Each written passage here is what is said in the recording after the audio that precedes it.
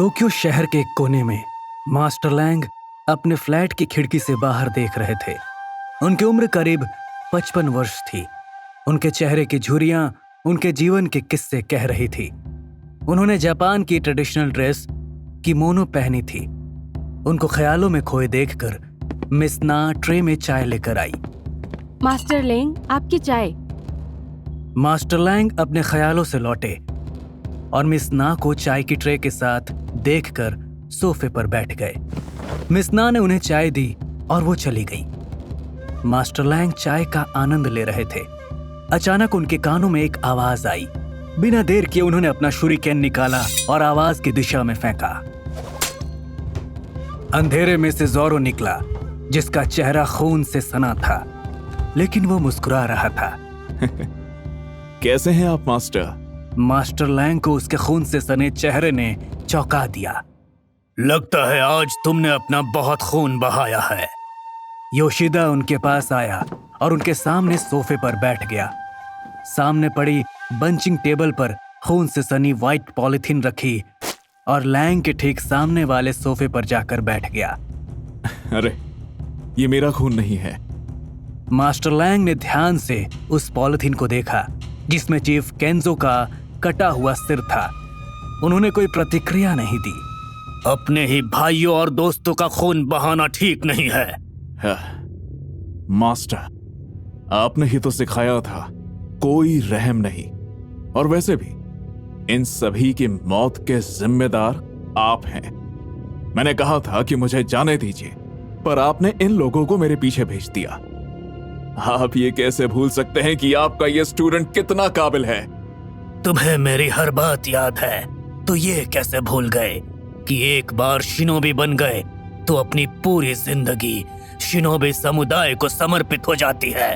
ये कैसे भूल गए कि हमारी स्थापना शांति बनाए रखने के लिए की गई थी और इस महान समुदाय के नियम हर किसी के लिए समान है। मैं किसी को भी इस समुदाय के नियम को भंग नहीं करने दूंगा। ज़ोरो ने अपने मास्टर की बात बीच में ही काट दी। हम कोई शांति दूत नहीं है, हम बस हत्यारे हैं। रही बात शांति की, तो बिना खून बहाए भी शांति स्थापित की जा सकती है। बिना खून बहाए कोई शांति स्थापित नहीं होती। वो बस एक धुंध होती है जिसे जब चाहे हटाया जा सकता है। ऐसी शांति धीमे जहर की तरह होती है। पर मैं अब कोई खून नहीं बहाऊंगा। ऊब चुका हूं इस जिंदगी से। मुझे भी अब आम इंसानों की तरह जिंदगी जीनी है। ज़ोरो ने अपनी बात रखी और लैंग उसकी बात सुनकर हंसने लगे। तुम्हें क्या लगता है मैं तुम्हें जाने दूंगा? अपने क्लेन की परंपरा को बरकरार रखने के लिए मैं खुद तुम्हें रोकूंगा, चाहे मुझे खून की नदियां ही क्यों ना बहानी पड़े। आपकी जिद शिनोबी क्लैन को खत्म कर देगी। अगर वो मेरे पीछे आए तो क्लैन की परंपरा निभाने वाला कोई नहीं बचेगा। ज़ोरो की बात सुनकर मास्टर लैंग आग बबूला होते हुए अपने स्थान से खड़े हो गए, पर ज़ोरो आराम से अपने स्थान पर बैठा रहा। तभी मास्टर लैंग के सीने में तेज दर्द होने लगा और वो धड़ाम से अपने सोफे पर गिर पड़े। उनकी सांसें उखड़ने लगी और नाक से खून आने लगा। उन्हें समझ में आ गया कि ज़ोरो ने उन्हें जहर दिया है। अरे, मैं तो भूल ही गया आपसे पूछना कि आपको चाय कैसी लगी। मैंने बहुत प्यार से आपके लिए बनाई थी। मास्टर लैंग दर्द से तड़प रहे थे। अब उनके कानों और होठों से भी खून आने लगा था। वे भूल गए थे कि उनका स्टूडेंट ज़ोरो योशिदा जहर बनाने में एक्सपर्ट था। हर निंजा को बचपन से ही हर चीज से जहर बनाना सिखाया जाता था। ज़ोरो ने अपने मास्टर को सम्मान देते हुए सर झुकाया और वहां से जाने लगा कि तभी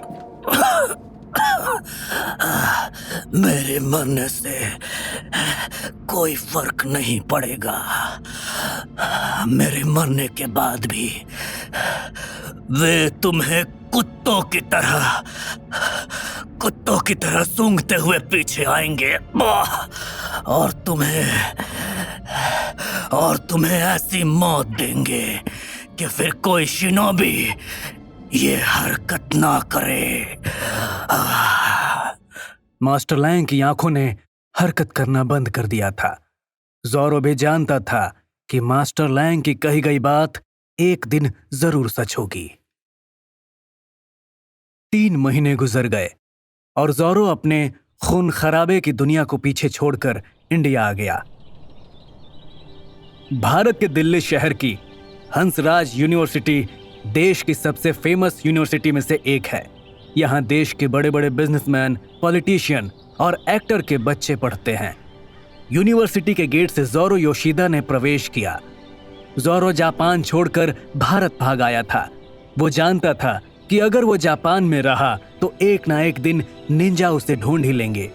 इसलिए वो भारत आ गया, जिसमें उसकी मदद जापान एम्बेसी के ताकेहिको कातो ने की थी।